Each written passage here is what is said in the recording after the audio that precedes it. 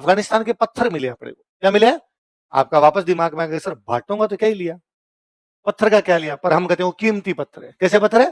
Precious stone है, वो कीमती पत्थर है। सर पत्थर की क्या कीमत होती? बाकायदा ये जो मैंने हाथ में पहन रखा, ऐसे अंगूठियों में पहनते हैं अपने, ये पुखराज है। क्या है? ऐसे आप कभी किसी के हाथ में देखते होंगे नीलम, किसी के भी हाथ में सुना होगा आपने मूंगा, अलग अलग सुनते हैं, ये पत्थर ही तो है। बड़े महंगे महंगे पत्थर आते हैं, ऐसे पत्थर मिले हैं। तो एक नीले रंग का पत्थर आता है, उसको बोलते हैं लाजवर्थ। क्या बोलते हैं? इंग्लिश में कहते हैं लेपिस लाजुली। क्या कहते हैं? अब वो लेपिस लाजुली होती है अफगानिस्तान में। कहां पर होती है? वो नीले रंग का जो प्रेशियस स्टोन होता है वो होता है कहां पर है? अफगानिस्तान। वो मिल रहा है आहड़ से। तो क्या मीनिंग हुआ इसका? अफगानिस्तान के लोगों के साथ उनका क्या हो रहा है? व्यापार। लिख लो, अगला पॉइंट लिखो। बीच में मैं एक बार रूस घूमने के लिए गया हुआ था, तो वहां अब तो रूस की राजधानी कौन सी है? मॉस्को। जब राजाओं का राज हुआ करता तब उनकी एक राजधानी थी सेंट पीटर्सबर्ग। कौन सी थी? तो वहां सेंट पीटर्सबर्ग में राजा के टाइम के दो महल बने हुए, समर पैलेस और विंटर पैलेस। गर्मियों में रहने का राजा का महल अलग और सर्दियों में रहने का राजा का महल अलग। तो हम वो महल घूमने के लिए गए हुए थे, मेरा दोस्त, दो लोग साथ के अंदर। वहां जो हमारे गाइड, भाई कहीं जाओगे तो गाइड तो चाहिए आपको, तो गाइड जो मिले हमें वो अपने गुजराती भैया मिल गए।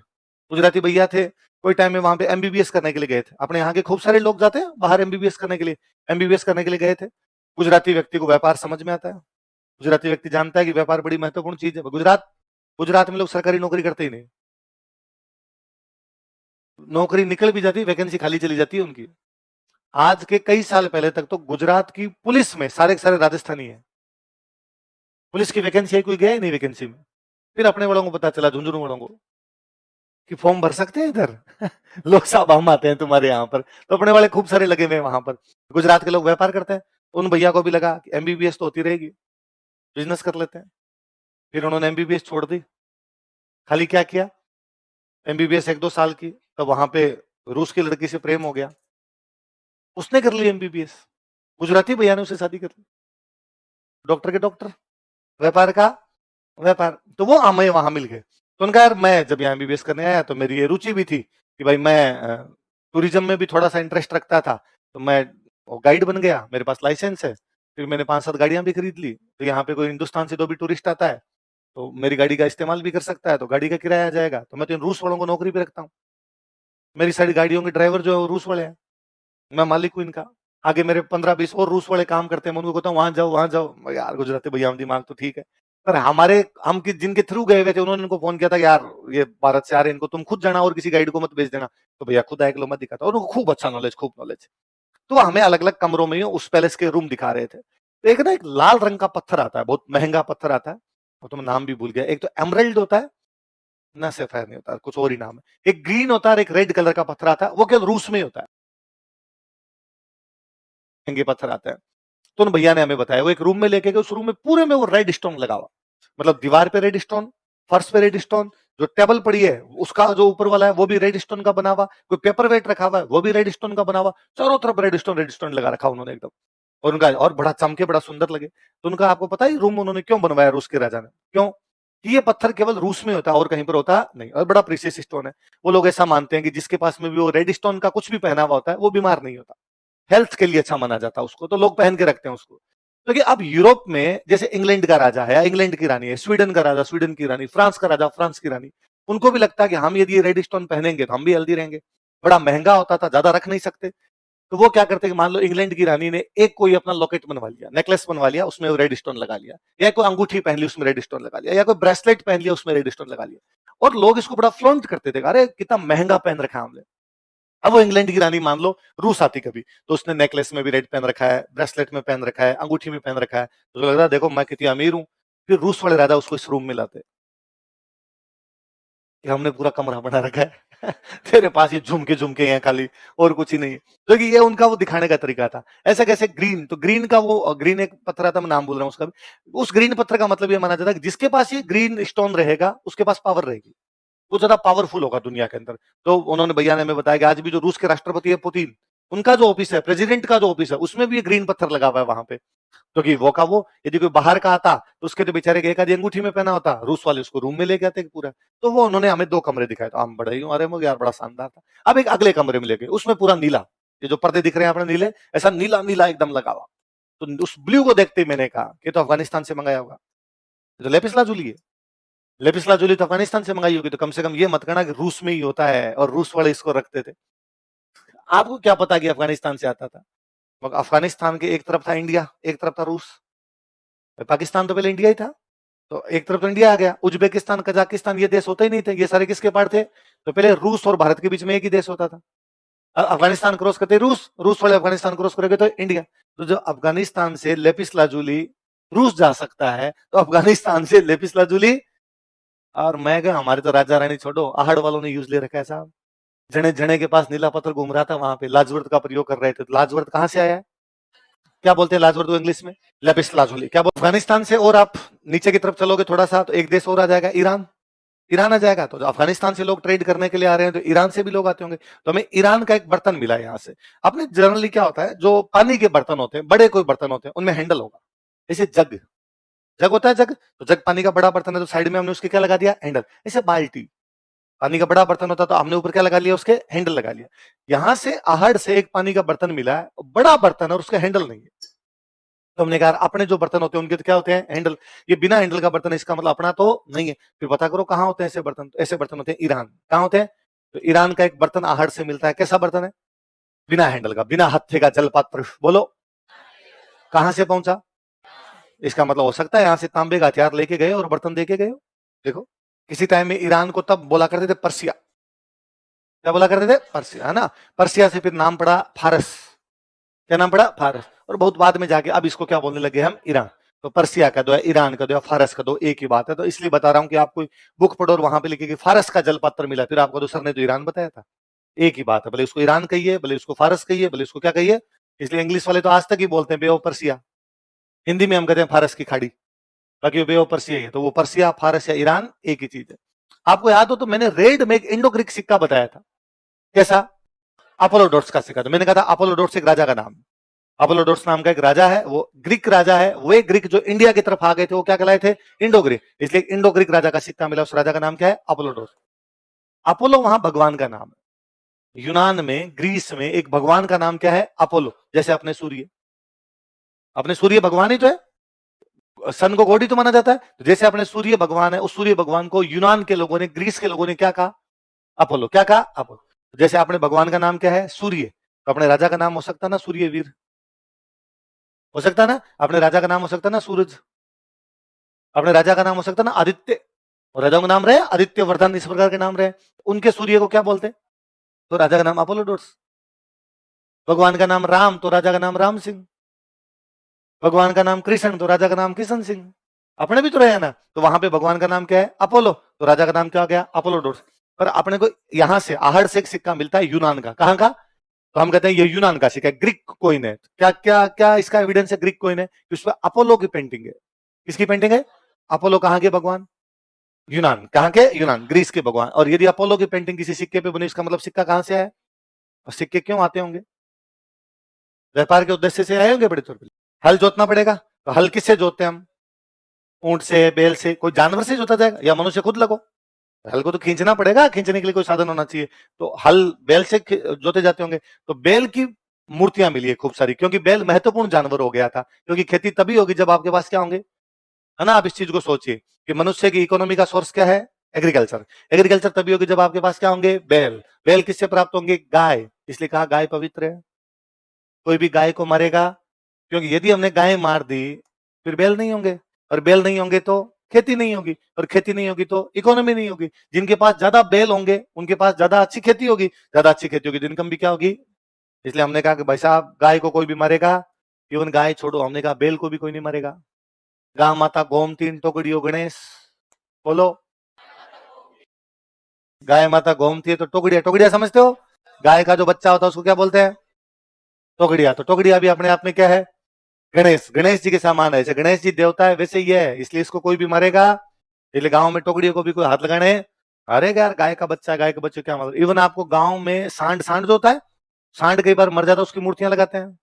आज भी गांव के अंदर सांड की मूर्तियां मिल जाएगी। ये भारत की बहुत पुरानी परंपरा है, ये सांड की मूर्तियां बनाने वाली। तो हमें यहाँ से एक मूर्ति मिली है बैल की, मिट्टी की बनी हुई। किसकी बनी हुई? तो मिट्टी की जो मूर्तियां होती है उनको बोलते हैं मरण मूर्ति। क्या बोलते हैं? मृण मतलब मिट्टी, और मूर्ति होगी। अंग्रेजी वाला शब्द ज्यादा अच्छा है, टेराकोटा। क्या बोलते हैं उनको? टेराकोटा। मिट्टी को पका के जब कुछ बनाया जाता है उसको क्या बोलते हैं? टेराकोटा। तो किसकी टेराकोटा मिली है? बैल की। लिखो। एक बार सोचता हूँ कि मनुष्य की सभ्यता जब कभी डेवलप हुई होगी और जब उसे खेती में जानवरों की आवश्यकता पड़ी होगी तो उसने एक्सपेरिमेंट तो सारे किए होंगे। हो सकता है उसने ऊंट का भी यूज लिया हो, है ना, उसने पाडे का भी यूज लिया हो, पाडा पाडा समझते हो, है ना, उसने बैल का भी यूज लिया हो, उसने कोई घोड़े का भी यूज लिया हो, उसने गधे का भी यूज लिया हो। फाइनली उसके समझ में आया कि हल चलाने में सबसे अच्छा कौन हो सकता है? बैल। और बाद में धीरे धीरे उसने बैल को स्थायी रूप से कर लिया होगा, बाकी जानवरों का प्रयोग उसने किया नहीं होगा। कारण कि बैल फुर्तीला होता है, बैल थोड़ा जल्दी चलता है, तो उसने बैल यूज में ले लिया। पाडा आलसी होता है। ताकत तो पाडे में भी तो उतनी होती है ना, पाडे में उतनी ताकत ज्यादा है, लेकिन पाडा क्या होता है? धीरे धीरे चलता है। तो किसान को लगा होगा कि इससे तो खेत 10 दिन में जोता जाएगा, तो पाडे को होगा तू तो बैठ, पाडा ही है तू तो, और बैल यूज में लिया होगा। तो मैं नोटिस करता हूँ कि घर में जो छोटे बच्चे होते हैं, बहुत छोटे बच्चे होते हैं, कई छोटे बड़े बड़े चंचल होते हैं। चारपाई पे चढ़ गए, कूद गए, किसी के लग गई, 2-4 मिनट रोए, फिर वापस कोई कुर्सी पटक ली ऊपर, कभी इधर दीवार पे चढ़ने की कोशिश करेंगे, बड़े चंचल होते हैं। तो घर वाले कहते हैं, ओ टोकड़ियो है, मतलब मैं टोकड़िया समझे, गाय का बछड़ा। तो गाय के बछड़े की तरह कितना यार ये चंचल है, कितना एक्टिव है, एनर्जेटिक है, इधर घूमता है, इधर घूमता है, गिर जाता है, लग जाती है, पड़ जाता है, वापस खड़ा हो जाता है। और कुछ बच्चे होते हैं सुबह खड़े हुए, खाया पिया फिर पड़ गए, फिर खाया पिया फिर पड़ गए। घर वाले कहते हैं पाड्डो यार है, सारे दिन पाड्डे की तरह खाता पड़ा रहता है ना। इसका मतलब पाड्डा क्या होता है? आलसी। और एक्टिव कौन होता है? बैल। इसलिए खेती में क्या यूज है? आहड़ में एक जगह से 6 चूल्हे मिले। कितने चूल्हे? एक ही जगह से कितने चूल्हे? 6। दो तरफ इशारा है, या तो है कि वो ढाबा है। क्या है भाई? जब आप कहते हो कि वहां व्यापार वाणिज्य करने के लिए, ट्रेड करने के लिए लोग अफगानिस्तान से आते थे, ट्रेड करने के लिए लोग ईरान से आते थे, ट्रेड करने के लिए लोग ग्रीस से आते होंगे, तो कहां खाना खाते होंगे? वही तो जगह होगी। आप आज के टाइम में उसको ढाबा कहते हो सकते हो, उन्होंने एक सेंटर ही बना दिया हो कि जो बाहर से आएगा यहां खाना खाएगा। ढाबे का मतलब आप ये समझ जाते हो कि सर वहां रुपए देके खाना खाते हैं, नहीं होगी, क्या पता रुपए वाली व्यवस्था। उन्होंने कहा भाई ये एक जगह है, जो बाहर से आए यहां पर खाना खा ले। ये हो सकता है, ये हो सकता है ना, बारात आई तो रुकती होगी। अभी तो होते हैं ना अपने गांव के अंदर, सामुदायिक केंद्र बनाए जाते हैं। तो अब जब सामुदायिक केंद्र वगैरह होंगे, कोई ढाबे जैसी कोई चीज होगी, तो वहां पे लोग एक एक आगे खाना खाएंगे, थोड़ी बड़ी संख्या में आएंगे। 5-7 लोग, 15-20 लोग एक साथ कभी आते होंगे, 50 लोग एक साथ आते होंगे। तो इतने सारे लोगों को खाना बनाने के लिए एक चूल्हे से तो पार पड़ेगी। तो चूल्हे उन्होंने ज्यादा बना रखे हैं। या हो सकता है कोई ज्वाइंट फैमिली हो, किसी परिवार में 40-50 लोग हो, कि भाई 4-5 भाई रहे हो, सबने आगे जनसंख्या में खूब योगदान दिया हो, 10-10 पैदा किए हो, तो 40-50 तो उनकी हो जाए। फिर उनकी लुगाइयां आई होगी, त्यों करके लंबा चौड़ा जमावड़ा रहा होगा परिवार का, उनके भी चूल्हे खूब सारे चाहिए। तो दो तरफ इशारा है, या तो ज्वाइंट फैमिली है या सामूहिक भोजन होता है, या तो ज्वाइंट फैमिली, या ये भी तो हो सकता है ना कि पूरे गांव के लोगों ने तय किया होगा दिवाली पर सब एक साथ खाना खाएंगे, भंडारा करेंगे एक साथ, कुछ ऐसा हो सकता है। ये क्या बसंत पंचमी के दिन खेती करेंगे, उससे पहले सब यहाँ पर खिचड़ा बनाएंगे, खिचड़ा खा के जाएंगे, हम यहाँ पे लापसी बनाएंगे, लापसी खा के। ऐसा कुछ भी धार्मिक भी तो हो सकता है उनके। या तो सामूहिक भोजन करते हैं, या क्या है? ज्वाइंट फैमिली है। लिखो 6 चूल्हे। ये मेरे कभी नहीं समझ में आया। वैसे भी इतनी गर्मी में मिर्चें क्यों खाते हैं ज्यादा? क्लाइमेट ये कहती है कि जो ठंड वाले लोग होंगे वो मिर्चें खाएंगे, जो गर्मी वाले लोग होंगे वो इतने ज्यादा मसाले खाएंगे अपने यहाँ मध्य जून के महीने में। और आदमी आराम से कहता है कि एक एक गरम गरम समोसा हो जाए तो मजा आ जाए। अरे गर्मी में गरम गरम समोसे से मजे कैसे आ सकते हैं? और समोसे तक रह जाए तब तो ठीक है। ये जोधपुर वाले खाते हैं मिर्ची बड़े, जून के अंदर वैसे ही मिर्च लग रही होती है, ऊपर से मिर्ची बड़े और खाते हैं। पर अपने है, होना ये चाहिए था, ये सब चीजें खाते हैं यूरोप के लोग। हमारे यहाँ पर ये चीजें होनी नहीं चाहिए थी, पर पता नहीं कब और कैसे हमने सीखी, पर हमने सीखी। और ये अपने इन राजस्थान वालों में अपने तो ज्यादा है। उल्टा आप इधर जाओगे ना यूपी बिहार साइड में, तो नहीं है मसाले ज्यादा, वो थोड़े कम मसाले खाते हैं। अपने तो खाली मिर्चें मिल जाए उससे खा लेते हैं। तो मेरा एक गंगानगर का रूममेट था बीकानेर में, फिर वो एमबीए करने के लिए पुणे चला गया। तो उसने एक दिन बताया कि यार मैं जब एमबीए करता था तो हमारी क्लासें थोड़ी लंबी लगती थी, सुबह 9 बजे क्लास शुरू हुई, शाम को 5 बजे तक लगती थी। एक दिन यार मेरे को 11 बजे के आसपास भूख लग गई, तो मुझे लगा यार जाके कुछ ना, सुबह खा के नहीं आए थे, रूम पे जाकर कुछ खा लेते हैं। मैं रूम पे जब आया तो हमारे जो कुक आता था वो आया ही नहीं था तब तक। तो मुझे लगा यार कुक का वेट करेंगे, आएगा, वापस क्लास लग जाएगी, खुद ही बना के कुछ ना कुछ खा लेते हैं। बनानी आती थी रोटी, तो सब्जी बनाएंगे तो समय लगेगा, एक काम करते हैं नमक मिर्च के परांठे बना लेते हैं। नमक मिर्च के परांठे तो बनते हैं, आटे में नमक मिर्च लगाया, परांठे बना लिए फटाफट 3-4। अचार पड़ा हुआ था गांव से आया हुआ हरी मिर्च का, तो हम ये खा लेते हैं। दही ला के रख लिया था, तो दही रख लिया, दही में थोड़ी नमक मिर्च डाल ली तो स्वाद आ जाएगा। तो एक मेरा रूम खुला देख के एक मराठी फ्रेंड था, वो आ गया, उस मेरे मित्र ने बताया। तो उसने आते मेरे मित्र से पूछा, अरे क्या कर, उसने कहा भूख लगी थी, खाना खा, आजा तू भी खा ले। तो उसने पूछा क्या बनाया? तो यार क्या टाइम किसके पास था यार, क्या बनाना था, ये नमक मिर्च के परांठे बनाए। फिर उसने देखा कि मैं हरी मिर्च के अचार के साथ खा रहा हूँ, फिर उसने देखा कि मेरे दही में भी नमक मिर्च है, तो उसने कहा कि पानी वाले गिलास में क्यों नहीं डाले? ये क्यों खाली छोड़ रखा है? यहाँ पर भी नमक मिर्च का प्रयोग करना चाहिए था भाई साहब। तो वो बात है सिलबट्टा। क्या क्या खाते थे यहाँ के लोग? अनाज कौन कौन सी यूज में लेते हैं? तो हमें यहाँ से गेहूं मिला है, हमें यहाँ से मक्का वो आपका मक्का मिला है, और हमें यहाँ से मिला है ज्वार। क्या क्या मिली है? सॉरी, गेहूं चावल और ज्वार, मक्का नहीं, गेहूं चावल और ज्वार लिख लो। तो चावल उन जगह पे होता है जहां पर पानी ज्यादा हो, तो वे लोग जिनके पानी ज्यादा होगा वो चावल खाएंगे। इसलिए यूपी बिहार वाले इन चावल ज्यादा खाते हैं, क्योंकि उनके प्लेन एरिया, उनकी खूब सारी नदियां हैं, जहां पर ज्यादा नदियां हैं वहां पर चावल ज्यादा है, इसलिए उनका मुख्य भोजन ही कौन सा है? वो का वो पश्चिमी राजस्थान वालों के लिए चावल का मतलब है होली दिवाली पर मिठाई। होली दिवाली पर मीठे के रूप में चावल बना करते थे, क्योंकि जब आपके पानी नहीं है तो आपके चावल होगा कहां से? जबकि आप उदयपुर साइड में रहे तो उधर वो पानी है तो चावल की संभावना ज्यादा है। 2016-17 के आसपास कोई प्री की वैकेंसी आई हुई, मैं उन बच्चों की क्लास ले रहा, तो उनका टाइम, क्लास का टाइम था सुबह 7 बजे से लेकर 3 बजे तक। वैकेंसी का टाइम आ रखा, तो फटाफट कोर्स करवा रहे। मेरी क्लास होती है उसमें 1 से 3, 1 बजे बच्चों का खाना खाने का समय होता। तो मैं जब क्लास में पहुंचता तो या तो टिफिन बंद कर रहे होते या खा रहे होते, कुछ ऐसा चल रहा होता। तो जनरली मुझे क्लास में जाके 5-7 मिनट वेट ही करना पड़ता कि ये सब खा खुआ ले तो मैं क्लास शुरू करूं। आगे आगे सबसे आगे 2 बच्चियां बैठती, और मैं जब भी जाता तो उनका टिफिन खुला हुआ मिलता। मैंने नोटिस किया कि 3 दिन से चावल ला रही हो। ऑब्वियस सी बात है, मैं जब उनके सामने जाके बैठता तो मेरे से पूछती कि सर आप भी खा लो। मैं, अरे बस फटाफट तुम खाओ, अपने क्लास शुरू करते हैं। 3 दिन लगातार जब मैंने चावल देखे, तो चौथे दिन मैं माइक वाइक शुरू करता नहीं था, 5 मिनट यूं बैठा रहता। तो मैंने धीरे से उन लड़कियों से पूछा कि बिहारी हो गया भाई, दोनों टाइम चावल ही खाती रहती हो? तो उन्होंने लड़कियों ने बड़े इनोसेंट तरीके से कि नहीं सर, हम तो उदयपुर की हैं। और तब मुझे मन ही मन बड़ी शर्म फील हुई। मुझे लगा कि हाँ भाई रे, उदयपुर साइड में पानी है, इसलिए वहां पे चावल होता है, इसलिए लोग चावल खाते हैं। तेरा जिला चूरू है।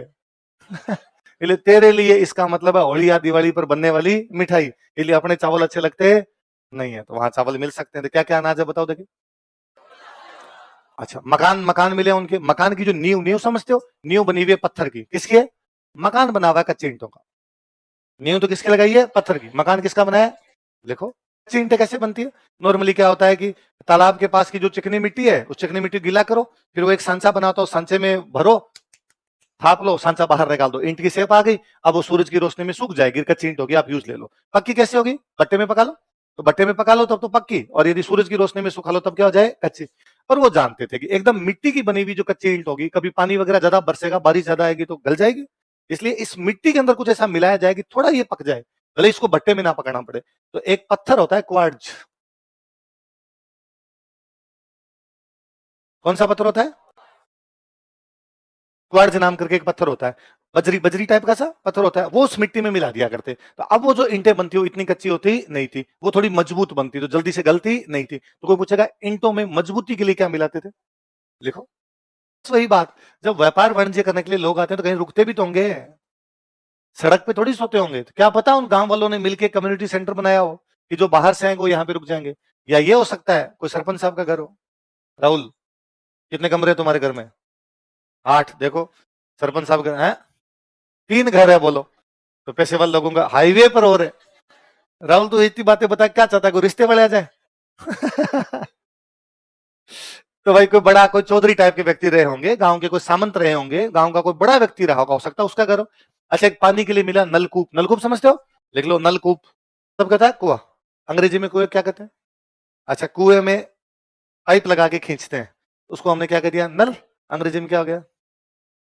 कुएं में ट्यूब लगा के खींचते हैं, इसलिए क्या हो गया? ट्यूबवेल। एक भी गांव का आदमी नलकूप नहीं बोलता, सारे अंग्रेजी बोलते हैं कि हमारे क्या है? ट्यूबवेल है ना। और फिर कहेंगे भाई रे, हमें ज्यादा पढ़े लिखे तो नहीं है, हमें तो इतना ही पता है कि हमारे क्या है? ट्यूबवेल। अरे ट्यूबवेल अपने आप में किसका वर्ड है? तुम अंग्रेजी बोल रहे हो, तुमसे अधिक पढ़ा लिखा और कौन होगा? एक कपड़ा मिला हाथ से बनाया हुआ, कैसे बनाया हुआ? लिखो, हाथ से बुना हुआ कपड़ा, हैंडमेड क्लॉथ। हाथ से। भाई एक बनास नदी है, उसकी कुछ सहायक नदियां हैं, उस इलाके में खूब सारे सेंटर मिले हैं। एक नदी है बनास, उसकी कुछ सहायक नदियां हैं। अब एक सेंटर यहाँ, एक सेंटर यहाँ, एक सेंटर यहाँ, एक सेंटर यहाँ, ऐसे अलग अलग सेंटर मिले। एक नदी है मान लो बेड़च, एक नदी है खारी, है ना, एक कोई और नदी है, सब नदियों के अलग अलग सेंटर मिले। अब इस पूरी सभ्यता, इस इलाके में एक सभ्यता हो गई। इस सभ्यता का नाम क्या पड़ेगा? बनास सभ्यता। और हम कहते हैं इसका सबसे बड़ा सेंटर है आहड़। कौन सा है? तो सभ्यता का नाम क्या हो गया? तो आहड़ सभ्यता के केंद्र कौन कौन से हैं? आहड़ सभ्यता के केंद्र तो आहड़ ही हो गया। बाकी सेंटर कौन से? तो गिलुंड है। बाकी सेंटर कौन सा है? बालाथल है। बाकी सेंटर कौन सा है? ओजियाना है। बाकी सेंटर कौन सा है? बाकी सेंटर कौन सा है? बनास सभ्यता के अंदर कौन से हैं? सारे। भले इसको बनास सभ्यता का दो, भले क्या कर दो, आहड़। अगला काल कौन सा बताओ? ब्रॉन्ज एरा, कांस्य काल। अभी हमने आते ही आज सबसे पहले बात की थी कि अलेक्जेंडर कनिंघम नाम का एक व्यक्ति भारत में आर्कियोलॉजी की शुरुआत करता है, वो जगहों को खोदना शुरू करता है। कौन से धर्म के लिए? उन्हीं दिनों भारत में पहली रेलवे लाइन बिछाई गई बॉम्बे से थाने। पहले रेल कहां चली? 1853 1853 में भारत की पहली रेल चली थी बॉम्बे से थाने। अब धीरे धीरे भारत में रेलवे लाइनों का विस्तार हो रहा है। आज के पाकिस्तान, उस समय के हिंदुस्तान में लाहौर से कराची के बीच, कहां से कहा? लाहौर से कराची के बीच एक नई रेलवे लाइन बनाई जा रही है। वहां पर दो इंजीनियर भाई हैं जो ये रेलवे लाइन बना रहे हैं। वो जो इंजीनियर भाई दोनों अंग्रेज थे, उन दोनों इंजीनियर भाइयों ने वहां जो मजदूर काम करते थे, जो लेबर काम करती थी रेलवे लाइन बिछाने के लिए, उनसे कहा कि रेलवे लाइन के नीचे लगाने के लिए हमें पक्की ईंटों की आवश्यकता है। कैसी ईंटों की? पक्की ईंटों की आवश्यकता है। यदि आपकी नजर में आसपास में कहीं पर पक्की ईंटें मिलती हो बताओ, ताकि रेलवे लाइन के नीचे क्या बिछाई जा सके? पक्की ईंटें। मजदूरों ने उन दोनों इंजीनियर भाइयों को कहा कि सर, इस नदी के थोड़ा सा उधर चलने के बाद एक गांव के अंदर एक मिट्टी का टीला है जहां पर खूब सारी पक्की ईंटें पड़ी हुई है, आप वहां से पक्की ईंटें ले सकते हैं। उन्होंने कहा, अरे ऐसे किसी गांव में टीले पर ईंटें रखी हुई, उससे अपने को क्या लेना देना? और अपने को बहुत सारी ईंटें चाहिए, वहां तो थोड़ी बहुत ईंटें होंगी, और अपने को पक्की ईंटें चाहिए, ट्रेन जाएगी यार ऊपर से, ऐसे यूं ईंटें उठा के लाएंगे टूट जाएगी तो। उन मजदूरों ने पुनः कहा कि सर सॉरी, आप शायद हमारी पूरी बात समझे नहीं, वहां पर खूब सारी ईंटें पड़ी है, इतनी ईंटें पड़ी है कि हम आसपास के सारे गांव के लोग जो घर बनाते हैं वहीं से ईंटें उठा उठा के लाते हैं, और अभी तक वो ईंटें समाप्त हुई। जहां तक सर पक्की ईंटों का सवाल है, एक बार सिर भिड़ा के देख लो, यदि आपका सिर फूट जाए तब तो ईंट पक्की है, और सिर नहीं फूटे तो ईंटें। इंजीनियर भाइयों ने जाके देखा, वहां पर खूब सारी ईंटें पड़ी थी, वो वहां से ईंटें उठा के लाए और लाहौर से कराची के बीच में रेलवे लाइन बिछाने में उनका यूज किया। पर उन दोनों इंजीनियर भाइयों ने अंग्रेजों की सरकार को लेटर लिख के भेजा, हमें एक गांव से पक्की ईंटें प्राप्त हुई है, प्लीज इस गांव को चेक कीजिए। ये रिपोर्ट उन्होंने बना के भेजी 1856 में। कब भेजी? 1856। लेकिन अंग्रेजों की सरकार ने उसकी तरफ कोई ध्यान नहीं दिया। 1920 के आसपास में जो आर्कियोलॉजी डिपार्टमेंट था अंग्रेजों का, उसमें डायरेक्टर बन के आए, उन डायरेक्टर का नाम था जॉन मार्शल। क्या नाम था? जॉन मार्शल ने 1856 की उस रिपोर्ट को पढ़ा। उस रिपोर्ट को पढ़ के उन्होंने कहा, अरे इतनी ईंटें एक साथ किसी गांव में मिली है। उन्होंने कुछ लोग भेजे कि जाओ उस गांव को खोदो। जब उस गांव को खोदा गया तब पता चला कि पूरी खुदाई के बाद पूरा नीचे एक शहर मिला, 5 किलोमीटर में फैला एक शहर, जिसके सारे के सारे मकान पक्के ईंटों के बने हुए, सारी की सारी नालियां पक्की ईंटों की बनी हुई, सारी की सारी सड़कें पक्की ईंटों की बनी हुई, सारे मकान एक सीध में बने हुए, सड़कें सारी एकदम उस पे 90 डिग्री के एंगल पर काट रही है, सारी की सारी जो नालियां बनी हुई है ऊपर से ढकी हुई है, नालियों में कचरा निकालने के लिए बीच बीच में से जगह रखी हुई है। अरे ये क्या है? इतना वेल प्लान्ड, वेल सेटल्ड पूरा का पूरा शहर मिला है। उनका सर ये तो पूरा शहर मिला हमें। जॉन मार्शल ने कहा कि थोड़े दिन शांति रखिए, देखते हैं क्या है क्या नहीं है। जिस साल उन्होंने उस जगह की खुदाई की, उसके अगले साल उस जगह से 375 किलोमीटर दूर, कितना दूर, एक खुदाई और की जा रही थी, वहां पर वैसा वैसा एक शहर और मिल गया। अरे यार, दो शहर जो एक दूसरे से 375 किलोमीटर दूर है, एक जैसे कैसे हो सकते हैं? दो शहर जो एक दूसरे से 375 किलोमीटर दूर है, उनके मकान, उनकी नालियां, उनकी सड़कें एक जैसे कैसे हो सकते हैं? तब जॉन मार्शल ने जाकर कहा कि यहां पर कोई ना कोई एक सभ्यता रही होगी। वो जो सेंटर दोनों मिले थे, वो सिंधु और उसकी सहायक नदियों के पास में थे। कौन सी बताओ?